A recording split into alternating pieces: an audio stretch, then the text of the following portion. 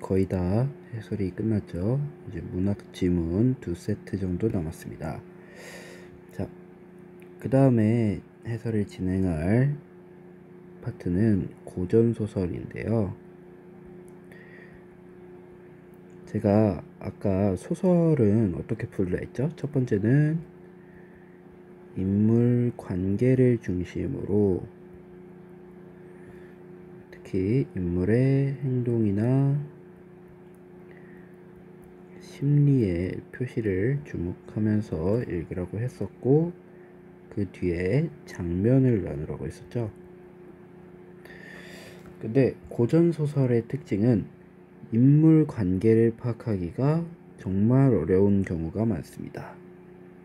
나중에 앞부분의 줄거리를 하면서 한번 인물 관계를 파악을 해볼 건데 굉장히 어려울 거예요. 여러분들이 잘 인물을 가리키는 이제 명칭들을 파악해서 잘 따라와 주면 좋겠습니다. 그리고 문학은 맨 처음에 제가 보기부터 읽으라 했었죠. 그래서 보기를 먼저 읽고 가볼게요. 이 소설은 가족이 외부의 시련으로 헤어졌다가 다시 만나는 과정을 담고 있다. 소설 자체가 가족이 나오겠고, 가족 관계를 파악하면 되겠죠. 인물 관계 중에서도 가족이 외부의 시련이 있겠네요. 외부의 시련이 안 좋은 걸로 나타날 거고, 헤어졌다가 다시 만나는 게 목표이겠다 라고 생각을 하고 읽어주면 되겠습니다. 자, 주인공의 아들이 적대자에게 양육된다거나 또는 상대가 혈육임을 인물이 쉽게 알아차리지 못한다는 설정은 서사적 긴장감을 유발한다고 하네요. 위에 주인공의 아들이 적대자에게 양육되는 장면 하나 나올 거고, 그 다음에 상대가 혈육임을 인물이 쉽게 알아차리지 못한다는 설정이 나타나겠네요. 그 다음에 또한 등장인물이 앞일을 예언하거나 신이한 자연물을 통해 인물 간의 관계를 암시하는 장면은 독자들의 흥미를 극대화한다 해서, 또 이게 세 번째 장면이라고 하면 네 번째 장면도 나오겠네요. 그래서 등장인물이 앞일을 예언하거나 세 번째 장면, 또는 신이한 자연물을 통해 인물 간의 관계를 암시한다. 이 네 가지 장면이 어디 나타나는지 파악하면서 읽어주면 되겠습니다. 일단 가족 간의 관계가 나온다는 점 인지하고 가볼게요. 자, 일단 앞부분의 줄거리입니다. 앞부분의 줄거리를 읽을 때 특히 고전소설의 인물 관계를 잘 읽어줘야 됩니다. 자, 중국 명나라 소승상의 아들 소학사는 하면은 일단, 자, 소승상이 있으면 그 아들 소학사가 있다고 합니다. 네. 그래서 소학사는 황주자사로 부임하던 중 해적인 서준의 공격을 받아 공격을 했으니까, 자, 위에 해당 내용을 잠깐 더 위로 옮기고,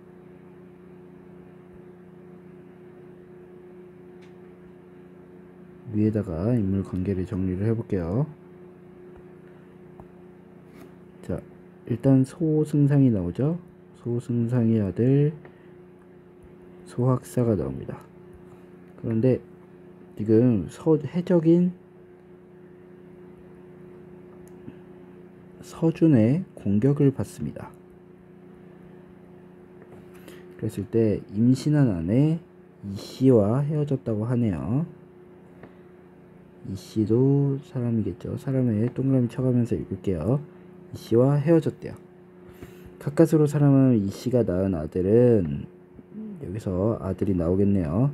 길에 버려진 후 서준의 부하에게 구조되어 서준의 아들 계도로 양육된다고 하네요. 사실 이씨의 아들이었는데 서준의 아들로 입양된 거죠. 장성한 계도는 과거를 보러 가던 중 소학사의 어머니, 그러니까 소승상의 아내, 자 소학사의 어머니 사는 집에 우연히 들린다고 합니다. 자, 여기까지 이해됐죠?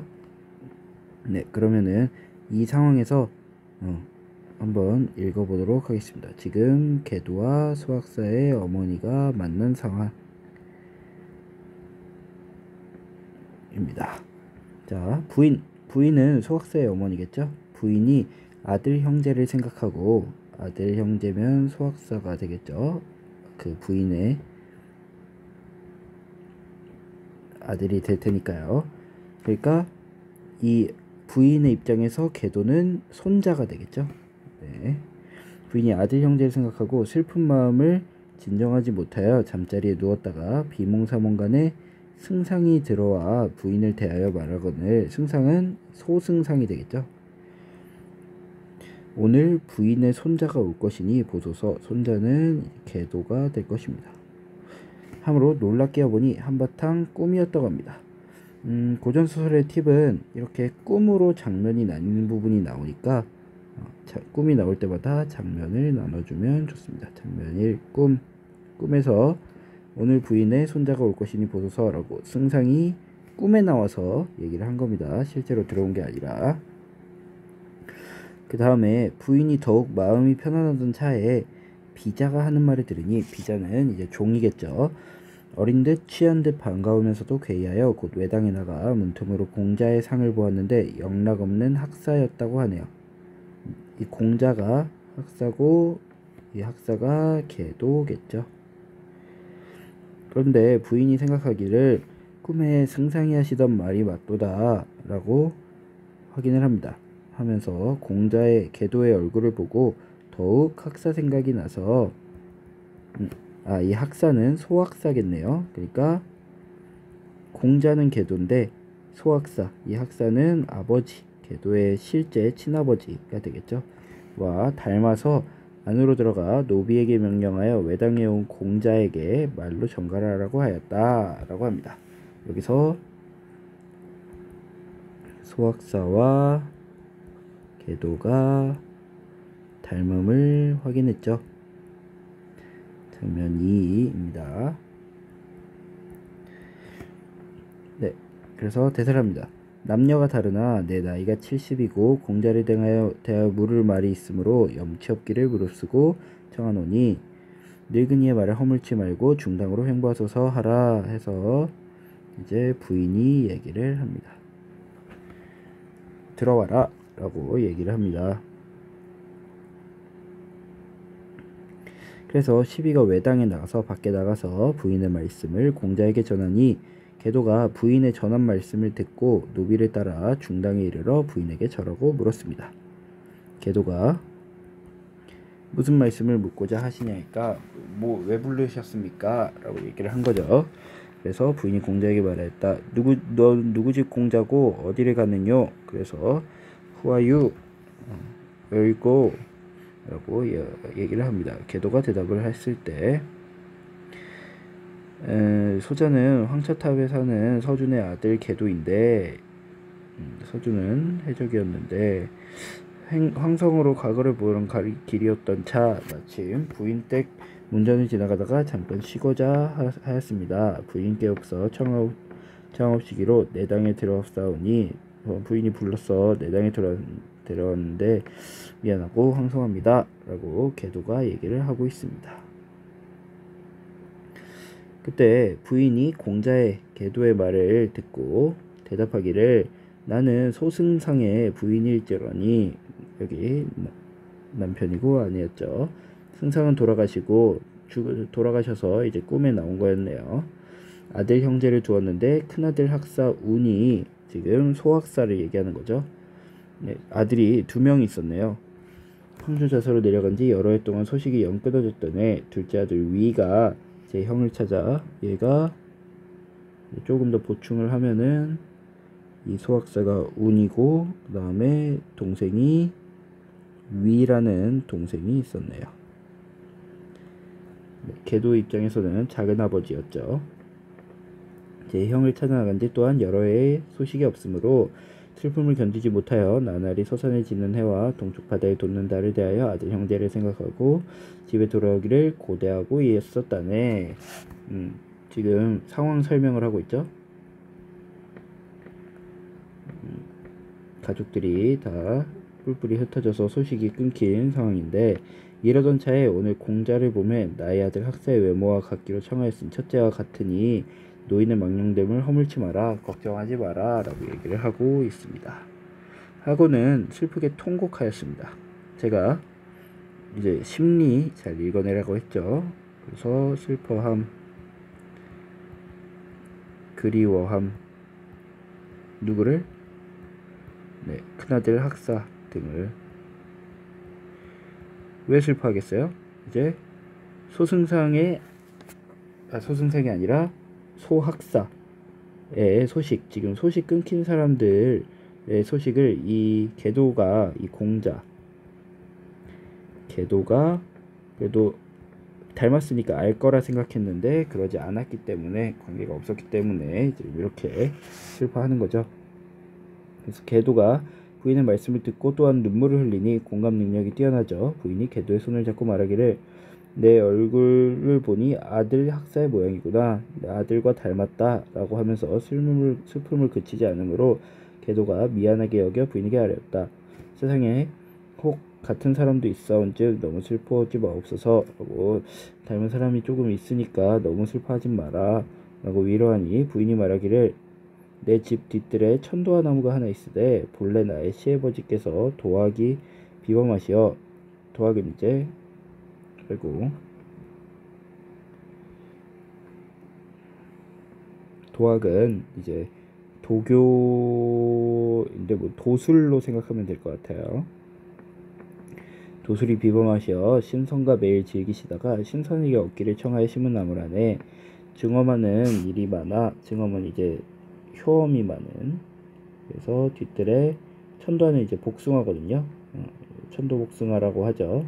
복숭아 나무가 있는데 본래 나의 시아버지께서 도학이 비범하시어 즐기다가 얻기를 청하시는 나무라네. 효험이 많아서 집에 경사스러운 일이 일어나려면 엄동설한이더라도 눈이 내려도 꽃과 잎이 예쁘게 피었다가 사흘 후에 꽃이 지고 집에 경사스러운 일이 없으면 봄이 되어 화창한 시절이라도 꽃과 잎이 피졌는데 오늘은 꽃이 피었다. 만약 3일 후 꽃이 지면 이는 필히 공자를 위함이로다. 왜냐면 4일 후에 꽃이 지는 거니까 경사스러운 일 때문에 피는 것이다 라고 이라고 생각을 하는 거죠. 그래서 눈물을 흘리니 계도가 듣고 부인에게 아뢰었습니다. 그러면 한번 구경하겠습니다 라고 얘기를 해요. 네, 여기서 장면 한 번 더 바꿔야겠죠. 왜냐면 후원이라는 장면으로 바뀌었으니까요. 후원에 올라가 천도화를 보이니 과연 꽃이 피었으므로 계도가 보고 신기하게 여겨 말하였다. 내 이곳에 머물러 증언을 보리라. 3일 후에 꽃이 지는지 피는지 보려고 하는 거죠. 라고 하고는 외당에 머물렀다가 3일 후에 다시 후원에 올라가 보니 낙화가 지는 것이었다. 계도가 보고 의심하였다. 월봉산에서의 노임의 말씀이 뭐 여기서는 등장하지 않은 장면인 것 같은데 앞서서 노인이 등장해서 어떤 말을 했나 보네요. 정성이 지극하면 잃어버린 부모를 찾으리라고 하시고 월봉산 노인이 예언을 했었네요. 계도도 예언을 들은 적이 있고요. 또 이곳에 오면 반가운 일을 보리라고 하시더니 과연 이상하고 수상하도다. 내가 서준에게 길러짐을 생각하면 정녕 서준이가 나의 부친인데 월봉상 노인의 말씀과 이곳 부인의 말씀이며 천도화를 보니 이상하도다. 근거가 세 가지가 있는데 아직 확신을 가지고 있진 못하죠.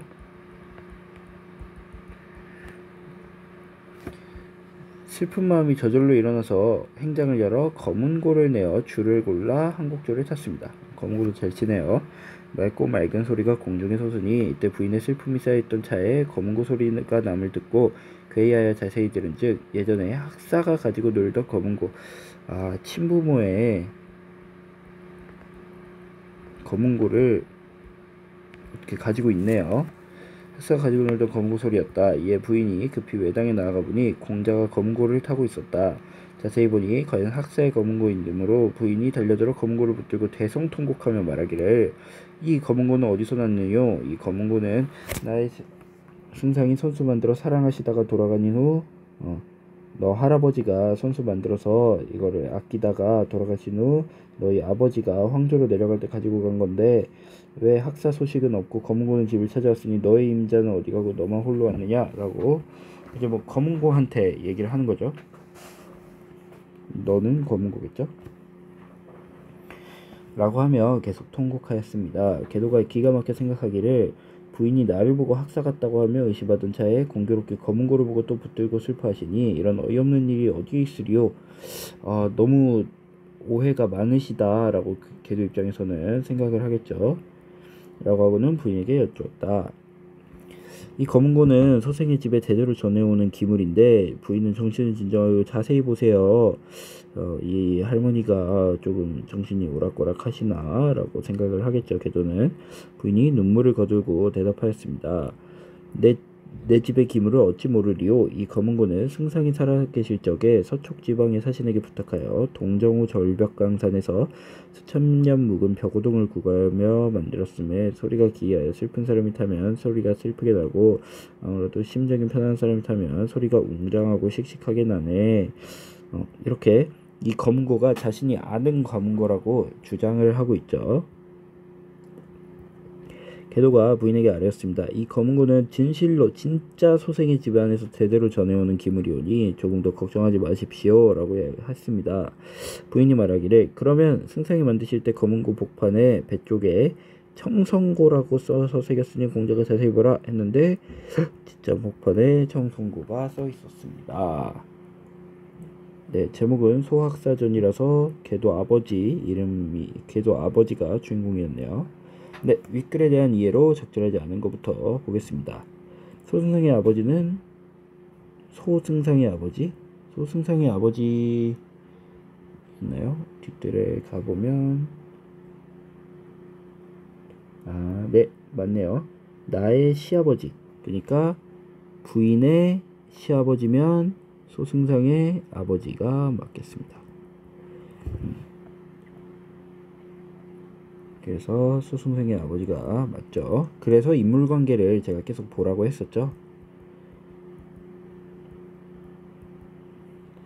자, 그 다음 계도는 부인에게 검은고에 새겨진 글자를 확인하자고 제안한 건 반대죠. 부인이 계도에게 제안을 했습니다. 답은 2번이고 이 지문은 중요하니까 나머지 선택지도 해설을 해볼게요. 부인은 비자의 말을 들은 후 아까 종이었어요. 계집 종이었는데 비자의 말을 들은 후에 몰래 계도의 생김새를 살펴보았다 하면은 위에 보면 비자가 하는 말을 들으니 외당의 문틈으로 공자의 상을 보았죠. 그러니까 몰래 쳐다본 게 맞습니다. 그 다음에 소학사의 동생이 형을 찾기 위해 집을 떠난 후 여러 해가 지나서 소식이 전해지지 않는다고 했었죠. 여러 해가 지나서 둘째 아들 소학사의 동생이 제 형을 찾아 나간 지 또한 여러 해 역시 소식이 없다. 그래서 이것도 맞습니다. 계도는 반가울 일을 볼 것이라고 한 월봉산 노인의 말을 부인 집 후원에서 아까 떠올렸었죠. 근거가 여러 가지가 있었죠. 월봉산에서 노인의 말씀이 일단 첫 번째 잃어버린 부모를 찾으리라, 그리고 이곳에 오면 반가운 일을 보리라 했는데 네, 반가운 일을 볼 것이라고 월봉산 노인이 한 거 맞죠? 그래서 답은 2번입니다. 적절하지 않은 거니까. 자, 기억에서 미음에 대해 이해한 내용으로 가장 적절한 것은인데요. 자, 기억은 부인이 이제 외당에 온 공자에게 말로 전달할 때 남녀가 다르나 내 나이가 70이고 원래 남녀 7세 부동석이라고 같이 쓰면 안 되는데 내가 70살이라서 나이가 많고 그 다음에 물을 게 있으니까 질문이 있으니까 약간 부끄럽지만 아니면 이제 예의에 어긋나는 걸 알지만 요청한다. 그러니까 중당 나 있는 곳으로 와라 라고 얘기를 한 거죠. 남녀 간의 윤리규범, 남녀 칠세 부동석을 인정하면서도 이제 계도를 만나서 보고 싶어서 뭔가 묻고 싶은 게 나와 있죠. 그래서 답은 1번입니다. 밑에도 볼게요. 니은을 보면 여기 있죠. 이러던 차에 오늘 공자를 보니 내 가족들이 지금 많이 소식이 끊겼는데, 그러니까 상황 설명이었죠. 소식 끊김. 이런 소식 끊긴 차에 공자를 보니 나의 아들 학사의 외모와 같기로 청하였으니 그냥 그러려니 해라 라는 말이었습니다. 그래서 자신의 기대를 저버리진 않았죠. 계도 자체가. 그래서 뭐 서운할 것도 없고 아쉬움 정도면은 맞는 말이겠네요. 네, 그 다음에 3번. 3번은 계도가 한 말인데요.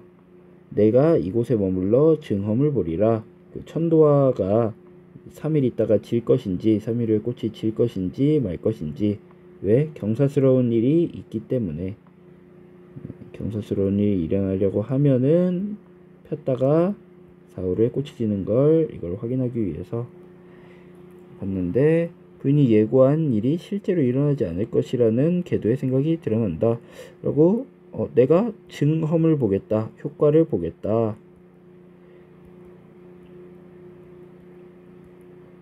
라고 얘기했는데 실제로 일어나지 않을 것이라고 미리 생각하지는 않고 있었죠. 네, 그 다음에 리을 갈게요. 리을은 학사는 오지 않고 검은고는 집을 찾아왔으니 너의 임자는 어디 가고, 이거는 사실 검은고한테 하는 소리예요.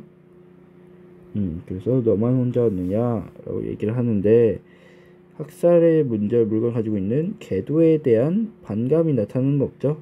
왜 너만 왔느냐, 안타까움 정도가 되겠습니다. 그 다음에 미음은 이 검은고는 진실로 계도가 한 말이죠. 소생의 집안에서 대대로 전해오는 기물이오니 걱정하지 마라 라고 얘기를 하는데, 자기 가문의 기물을 아들의 것이라 주장하는 부인에 대한 분노가 아니죠. 염려죠. 얼마나 걱정을 한다면 걱정하지 마십시오 에서 분노가 드러나진 않죠. 그래서 40번은 1번입니다. 네, 그 다음은 41번인데요. 일단 B가 가까우니까 B부터 보면은 A와 B를 같이 정리하죠. A는 어떤 부분이었냐면 해당 부분인데, 누구 집 공자이며 어디를 가느냐의 부인에 대한 답입니다. 그랬을 때 저는 서준의 아들 계도인데요. 황성으로 과거 보러 가고 있었는데요. 여기 부인 댁 운전 지나가다가 실어왔고 청해서 내당으로 돌아왔습니다. 죄송합니다. 그래서 저는 누구 아들이었죠? 서준. 저는 서준 아들 계도인데요. 과거 보러 가고 있고요. 쉬었다 갈라 했는데 불러서 왔습니다. 그 다음에 B는 부인이 한 말이죠. 내 집의 기물을 어찌 모르리요. 그래서 검은고의 뭐 유래, 역사, 기능은 소리가 기이하여 이렇게 표현한 사람이 비식하게 된다. 그래서 내 거다, 내가 아는 거다 라고 얘기를 하고 있죠. 자, 그래서 A는 B와 달리, 자, A는 일단 심정을 직접 드러내어 상대의 행동을 유도하고 있다. 따로 유도하고 있는 건 없습니다. A 자체에. 그 다음에 A는 B와 달리 과거에 있었던 일을 제시하여 상대에게 자신의 입장을 설명하고 있다.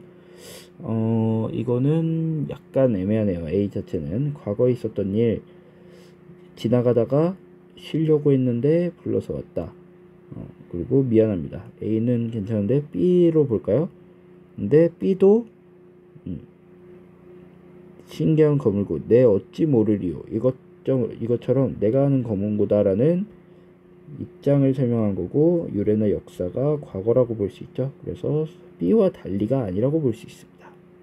B도 입장을 설명한다 라고 볼게요. 그 다음에 3번은 B는 A와 달리 일단 B는 사물의 내력을 근거로 내력 근거했죠. 들어 상대의 말을 반박했는데 이거 내가 아는 거다 너 거 아니다 라고 반박한 거죠. 근데 A는 따로 반박은 없고 자기는 서준 아들 계도다. 사물의 내력도 없습니다. 그래서 A와 달리가 맞아서 답은 3번입니다. 4, 5번도 그대로 갈게요. B는 자신에 대한 정보를 제공하고 있죠. 서준아의 아들 계도입니다. 과거보로 가고 있습니다. 그 다음에 상대의 협조 쉬러 가려도 되겠습니까? 지금 A가 A였죠? 그러면 A와 달리가 아니겠죠? 네. 그리고 5번은 A와 B는 모두 상대의 특정한 행동을 언급하며 A 부르다. 부인이 부른 거 일단 특정한 행동이겠고요. 그런데 B가 따로 특정한 행동이 없는 것 같아요. 그래서 B가 틀려서 상대방의 입장을 이해한다도 사실 애매하죠. 그러니까 답은 3번이다 라고 볼 수 있겠습니다. 그 다음에 42번인데요. 아까 1, 2, 3, 4 있었어요. 적대자한테 양육된다. 서준 아들 걔도 첫 번째. 그 다음에 두 번째. 상대가 혈육임을 인물이 쉽게 알아채지 못한다. 걔도가 부인을 몰라보죠. 그게 서사적 긴장감을 유발하고요. 그 다음에 3번은 등장인물이 앞일을 예언하거나 천도가 있을 때 예언할 수 있죠. 그 다음에 네 번째 시리안 자연부를 통해 인물간의 관계를 암시. 이것도 천도하고 3번엔 월봉산 아저씨 노인 있겠네요. 꿈도 있겠네요. 그래서 여기서 부인의 꿈에서 승상이 손자가 올 것이라고 말하는 것은 부인과 아들이 손자를 통해 만나게 됨을 예언한 것이겠군. 근데 아들이 만난다고는 안 했죠. 손자를 만난다고는 했는데 그래서 아들이 틀린 것임을 알 수 있습니다. 뒤도 볼게요. 부인의 큰아들이 여러 해 동안 소식이 영 끊어진 것에서 가족이 헤어진 상황 맞죠? 슬픔을 그치지 않는 부인에게 같은 사람도 있다고 위로하는 것에서 걔도는 부인이 혈육임을 알아차리지 못한 거죠. 비슷하게 생긴 사람도 있으니까요. 이렇게 얘기를 한 거죠. 걔도가 부인 집에 들른 날에 천도화가 피었다가 3일 후에 진 것은 그와 부인의 관계에 대한 신이한 자연물의 암시 맞죠? 천도화는 신이한 자연물. 걔도가 친아버지 소학사의 적대자인 서준에게 길러줬다는 데서 서사적 긴장감이 유발되죠. 1번 내용이죠. 그래서 답은 1번입니다.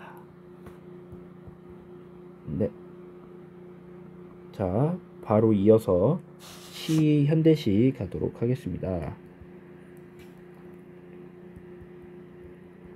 자, 현대시와 같은 경우에는 이것도 보기부터 읽어주는 게 좋습니다.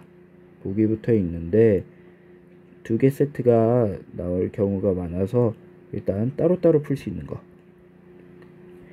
그리고 나부터 풀고 보기 있는 나부터 풀고 그 다음에 가를 풀고 그 다음에 같이 있는 거를 풀어주면 되겠습니다.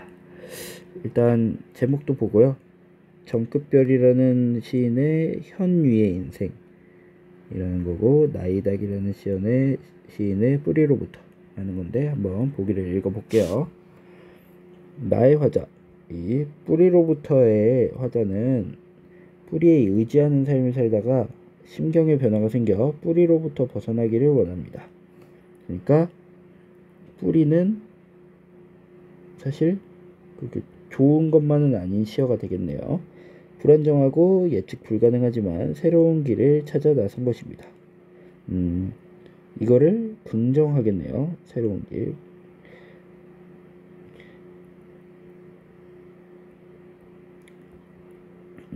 그래서 시는 일단 이렇게 부정적인 시어랑 긍정적인 시어를 나눠주는 게 좋거든요. 한번 나눠서 볼게요. 이는 화자가 한 단계 성장하기 위한 과정으로 새로운 길은 성장이랑 연결되어 있고 존재의 근원인 뿌리로부터 벗어날수록 뿌리는 존재의 근원입니다. 스스로 존재할 수 있다는 역설적 인식. 존재의 근원에서 멀어질수록 스스로 존재할 수 있다는 역설적 인식이 맞죠? 그게 바탕으로 되어 있다. 그래서 뿌리는 일단 부정적 시어로, 그 다음에 뿌리와 대응되는 것은 긍정적 시어로 읽어주면 되겠네요. 한때 나는 뿌리의 신도였지만 이제는 뿌리보다 줄기를 믿는 편이다. 줄기는 이제 새로운 길에 해당되겠네요. 줄기보다는 가지를, 가지는 줄기보다 더 새로운 길, 가지보다는 가지에 매달린 잎을, 잎은 더 새로운 길, 잎보다는 하염없이 있는 꽃잎을 믿는 편이다. 라고 점점 시상을 심화시키고 있습니다. 희박해진다는 것, 언제라도 흩날릴 준비가 되어 있다는 것. 이거는 보기의 표현을 따르면 불안정하고 예측 불가능한, 이런 걸 긍정하는 거죠. 뿌리로부터 멀어질수록 가지 끝에 이파리가 위태롭게 파닥이고 당신에게 가는 길이 조금씩 보이기 시작합니다. 네. 이 위태롭다는 것도 불안정하고 예측 불가능한데 이럴수록 오히려 좋아 라고 얘기를 하는 거죠. 당신은 뿌리로부터 달아나는데 얼마나 걸렸는지, 성장하는데 이런 예측 불가능한 길을 가는데 얼마나 걸렸는지 묻고 있습니다. 뿌리로부터 달아나려는 정신의 행방을 정확히 알 수 없지만 허공의 손을 잡고 어딘가를 향해 가고 있습니다. 불안정하지만 예측 불가능한 삶으로 계속 가고 있죠. 뿌리 대신 뿌리라는 말은 어떤가? 가늘고 뾰족해지는 감각의 촉수를 밀어올리면 감히 바람을 찢을 수 있을 것 같은데, 무소의 뿔처럼 가벼워질 수 있을 것 같은데, 조금 애매한데, 이렇게 정확하게 해석이 안 되는 거는 같은 뉘앙스의 윗말을 가져옵니다. 어딘가를 향해 가고 있다라 감히 바람을 찢는다, 무소의 뿔처럼 가벼워진다 등등을 같은 표현이라고 생각을 해주면 됩니다. 계속 불안정하고 예측 불가능한 삶으로 가고 있다라고 해석을 해주면 되겠습니다. 우리는 뿌리로부터 온 존재들인데, 그러나 뿌리로부터 무단히 도망치는 발걸음들, 오늘의 일용할 잎과 꽃이 천천히 시들고 마침내 잎을 다루는 시간, 뿌리에서 계속 벗어나고 있다라고 하면 되죠. 그리고 한때 나는 뿌리의 신도였지만 이미 허공에서 길을 잃어버린 지 오래된 사람, 오히려 좋다라는 거죠. 지금 뿌리의 신도였다는 걸 반복해서 비슷한 첫 연과 마지막 연대를 배치시켰다는 것으로 수미상관에 사용했다라고도 할 수 있겠습니다. 네, 뿌리의 신도였다가 꽃잎을 맺는 과정에서 화자의 심경에 변화가 생겼음을 알 수 있죠. 네. 그 다음에 흩날릴 준비가 되어 있다는 것으로 예측 불가능 상황으로 나아가려는 마음도 확인할 수 있죠. 여기 예측 불가능한 삶이라고 얘기를 했었습니다. 그 다음에 뿌리로부터 멀어질수록은 오히려 길이 조금씩 보인다는 것에서 역설적인 식. 왜냐면 뿌리는 존재의 근원인데 멀어질수록 이것도 스스로 존재할 수 있다. 스스로 길을 찾는 존재. 이게 역설적 인식이라고 했었죠. 그 다음에 어딘가를 향해 간다는 거에서 화자는 불안정함을 감수하면서도 스스로 존재. 어딘가가 정확하진 않죠.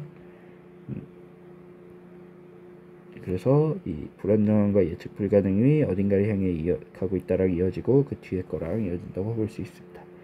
뿌리로부터 온 존재라고 인정하는 것에서 화자가 새로운 길을 찾는 과정을 통해 한 단계 성장하였음이라고 하는데, 이거는 부정적으로 생각하는 거고, 그 다음에 지금 긍정적인 거를 나누고 있으니까 이게 긍정적이거다 라고 사실 논리적으로 배합이 되지 않죠. 그래서 답은 5번입니다.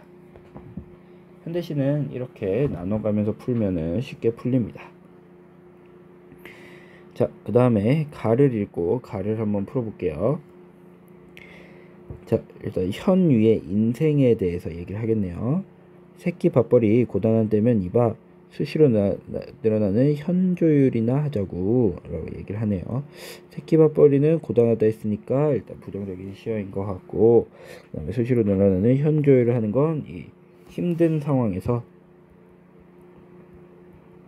뭐 힘든 삶이라고 할까요? 현조율로 이게 극복한다 라고 우리가 볼 수 있을 것 같습니다. 우린 서로 다른 소리를 내지만 어차피 한 악기에 정박한 두 현. 지금 화자가 이봐라고 하면서 누군가한테 말을 걸고 있는데 화자도 현이고 누군가도 현. 그래서 한 악기에 정박한 두 현이네요. 그래서 같이 조율하자. 우리를 조율하자. 라고 얘기를 하고 있습니다. 내가 저 위태로운 낙엽에 인맥 소리를 내면 가장 낮은 흙의 소리를 내줘. 내가 인맥 소리를 내면 너가 흙의 소리를 내줘. 라고 얘기를 하네요. 내가 팽팽히 조여진 비명을 노래할 테니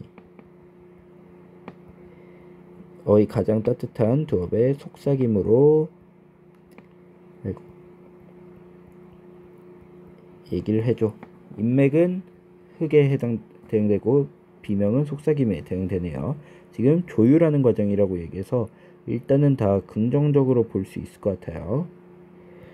네, 세상과 화음할 수 없을 때 마주 앉아 내공에 힘쓰자고 조율 다음에 이제는 내공이라고 얘기를 하고 있습니다. 지금 두 가지 부분으로 나뉘고 있는데 고단할 때 첫 번째 힘든 삶을 살 때는 현조율, 그 다음에 세상과 화음할 수 없을 때 뭔가 화합할 수 없을 때일까요? 이때는 내공으로 극복을 하자고 하고 있습니다. 그래서 내공이 깊을수록 내공을 깊이 할수록 아름다운 소리를 낸다지. 소리가 아름다웠다고 하는 이상 반어법이 아닌 이상 이것도 긍정적으로 볼 수 있겠네요. 내공도 마찬가지고요. 그래서 우리 같은 모든 현들은 어미집 같은 한없는 구멍 속에서 제 소리를 읽은다지. 이게 아름다운 소리와 마찬가지겠네요. 그 구멍 속에서 마음 놓고 온다지. 내공이 깊으면 이런 소리를 낸다지 할 수 있습니다. 이런 현을 악기의 현의 인생을 비유했다라고 볼 수 있을 것 같습니다.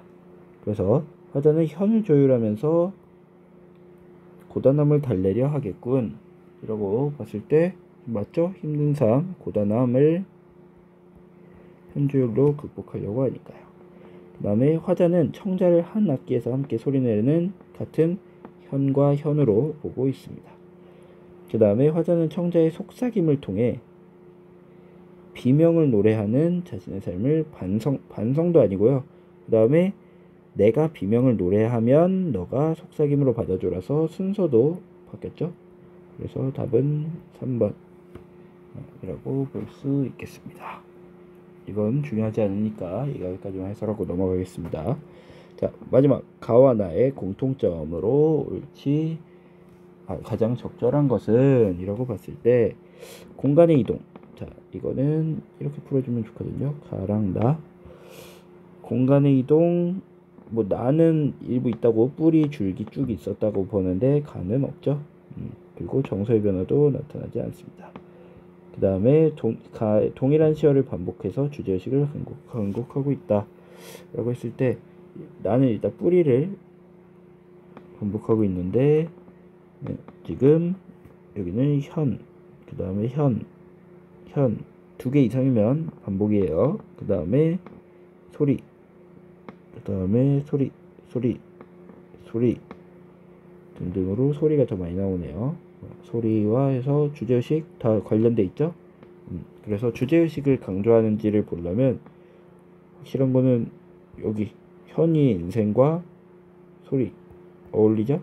그 다음에 뿌리로부터랑 뿌리 어울리죠. 아예 들어가 있죠. 그래서 답은 2번이다 라고 얘기할 수 있겠습니다. 자, 이렇게 마무리가 됐는데요.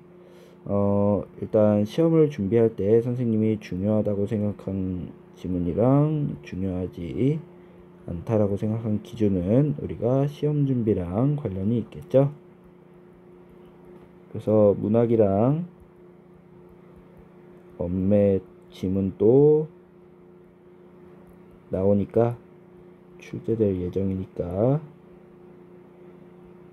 꼭 공부를 해줬으면 좋겠습니다. 출제가 된다 하더라도 이제 이 지문과 지문에 딸린 화법과 작문 문제 유형으로 출제를 할 겁니다. 그러니까 참고해서 공부를 하고, 자, 질문 있으면 누구든지 댓글 달아주면은 댓글에 선생님이 답을 달아주도록 할게요. 그러니까 수업 내용과 관련된 질문을 항상 환영합니다. 자, 그러면 모두 공부하느라 고생이 많고 다음 시간에 보겠습니다. 안녕.